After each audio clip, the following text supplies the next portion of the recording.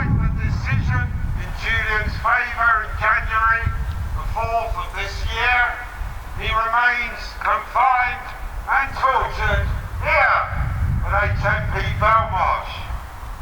Those who are complicit in the government, those who are complicit in the judiciary, those who are more than complicit in the Crown Prosecution Service, and indeed the men and women, for those who identify otherwise, of HMP Belmarsh staff and his Serco part-timers brought in to fill the gaps in a government public service, are all complicit in the confinement and torture of Julian Assange, despite overwhelming evidence of his innocence and the acknowledgement that WikiLeaks is indeed a publisher. He remains here at HMP Belmarsh. The good people here today have come from near, from Woolwich and from afar, parts of the UK, parts of Europe and elsewhere, to demand the public interest must prevail.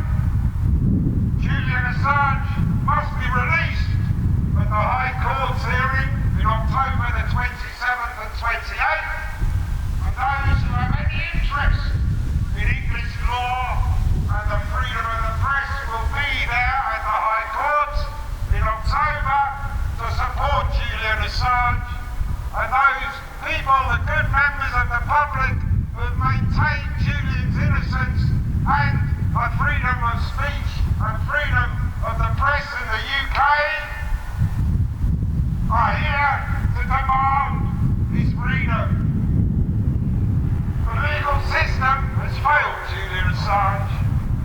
The rights, a jury trial, a presumption of innocence have been abandoned in his case, and it's been left to magistrates and lower court judges till now to decide his fate. Well, they ruled in his favour. They said he should not be extradited. Judge Barrister clearly stated that the American penal system is unfit for any purpose apart from death.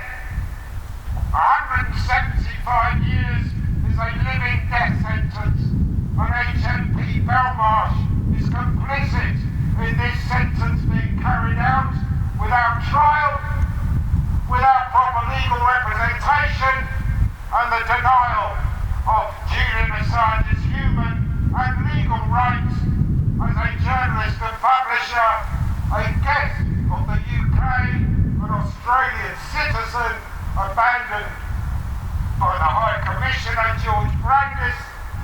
And today we only demand the one thing, and we have constantly asked for the evidence to be clearly reviewed and Julian Assange to be free from this hell. Free Julian Assange! Free Julian Assange! Free Julian Assange! Free Julian Assange! Jail the war criminals! Jail the war criminals! Free Julian Assange! Free Julian Assange! We have been here many times. Saturdays, birthdays, all important events in the calendar relating to freedom of speech and freedom of information, and we shall be returning.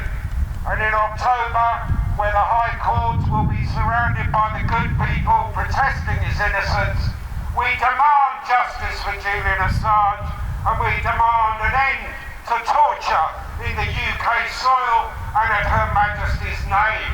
It is a disgrace to her legacy, it is a disgrace to an open and transparent government in a so-called UK democratic system. Free Julian Assange!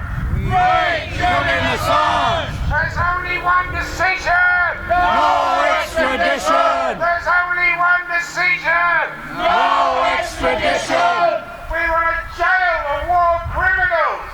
Jail Julian Assange! I want to thank everyone here today. Is there anyone else who would like to say a few words? Emmy's coming up. Excellent, excellent. Look at that.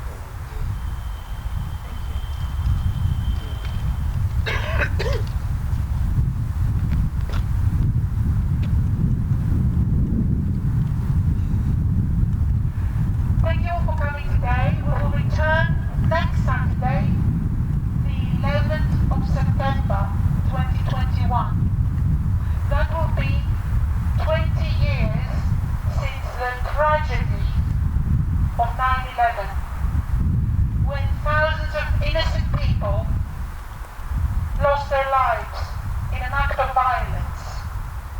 We're going to return here next week.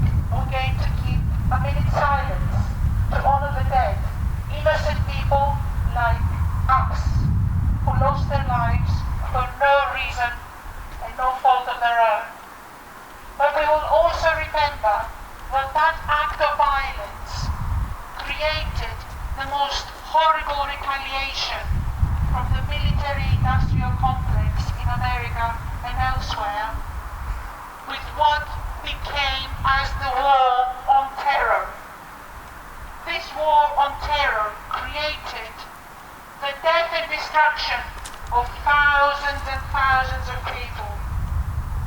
It created terrible wars in Iraq and Afghanistan, and it has corrupted and diluted the democratic values in our societies. I ask you to join me next Saturday at Belmarsh and internationally, where everyone can, to congregate, remember the innocent dead, honor them, but also unite our voices in condemning these mindless wars that have brought the destruction of two nations, have destabilized the Middle East,